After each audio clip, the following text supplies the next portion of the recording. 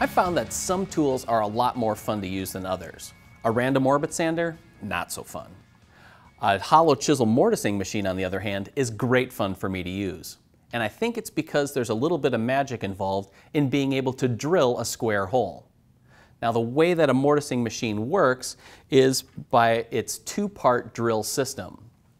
What you have is an auger bit that spins on the inside of a hollow chisel, the part where the tool gets its name from. Now, the job of the auger bit is to break up the wood into small chunks and pull it up out of the hole. The chisel, on the other hand, as the bit gets pressed into the wood, squares it up. So what you have in a single step is the drilling and squaring process that you'd normally find in other methods.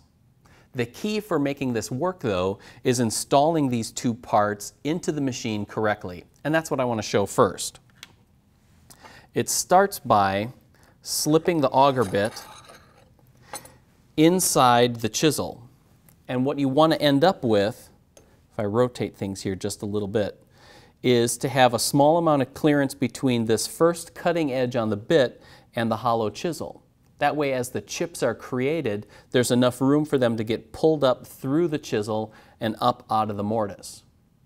To do that, I'm going to slip both parts into the machine. And I'm going to use a small scrap of wood here to protect my fingers from the sharp points.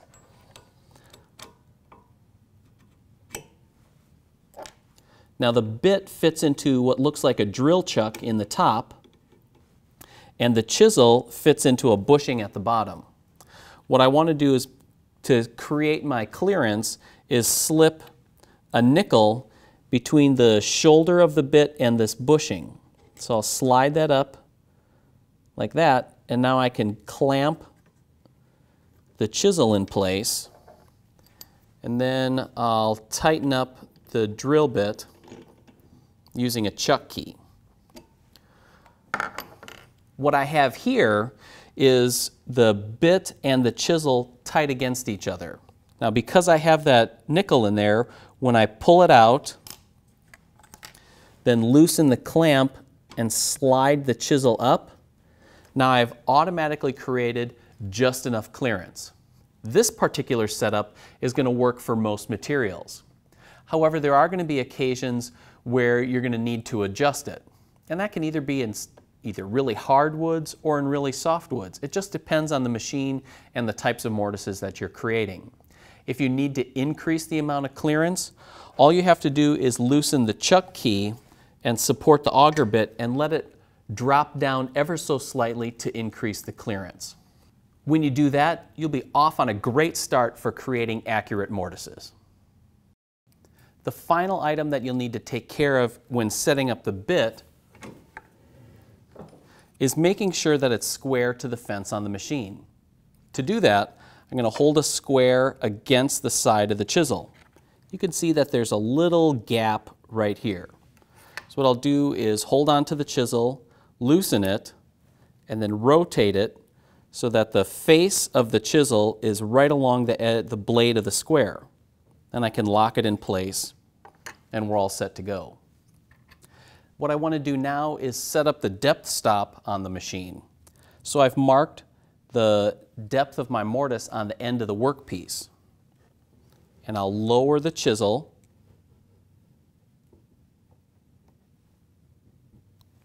until the points are just past my layout line.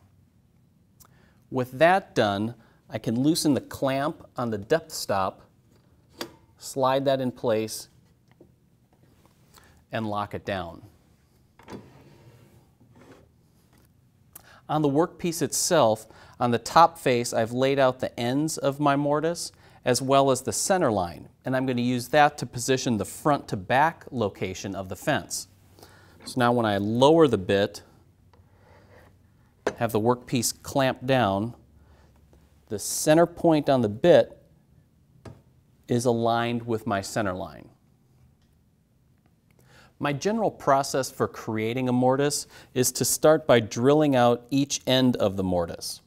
Then I'll step my way down the length of the mortise, making a series of cuts, but I'll be leaving a small amount of waste in between each of those cuts. And the reason for that is that I want the chisel on the mortising machine to be supported by the surrounding wood as much as possible. If I were to just try and drill in a line all the way down, what could happen is that the chisel can drift off course, even though it's pretty stout.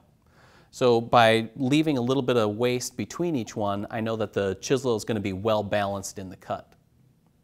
So when I come back on a second pass, I'll remove those waste pieces in some pretty easy cuts. Now, depending on the condition of the side walls of the chisel, I may make a third pass just to smooth those up and to help remove any of the remaining gunk that's down in the bottom of the mortise.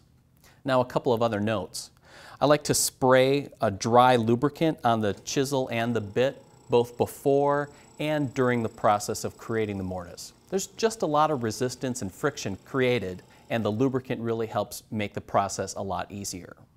And then finally, I have a shop-built table that goes with this mortising machine. It has a wheel on the front to control the front and back position of the fence, and another wheel on the other side to control the side-to-side position of the whole table as I'm creating the mortise. You don't need it, but it is a really handy addition. You can find the plans for it on woodsmithplans.com.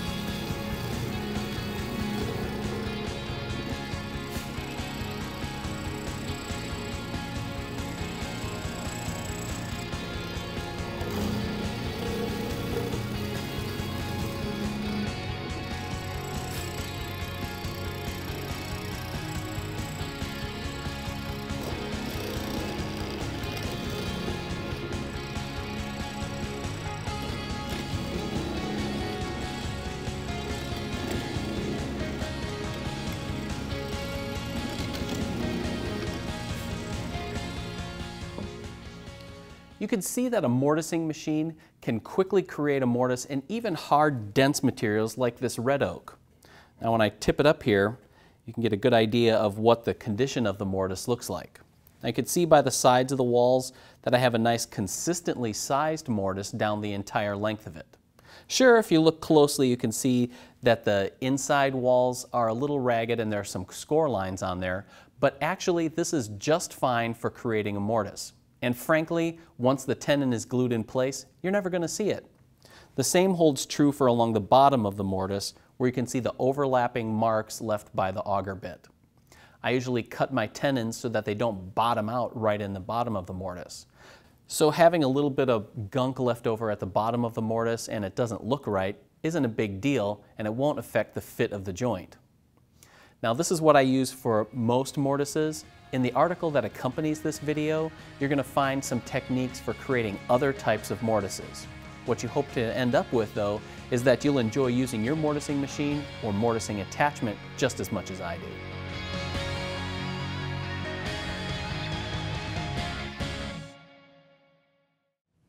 Hey guys, thanks for watching. If you like this tip and you want to see more from Woodsmith, make sure to subscribe to our YouTube channel. We'll be uploading woodworking videos and tips weekly. And trigger the bell, that way you get notified when we do upload those videos. Any links for plans or supplies we use for these projects will be down in the description. As always, thank you for watching.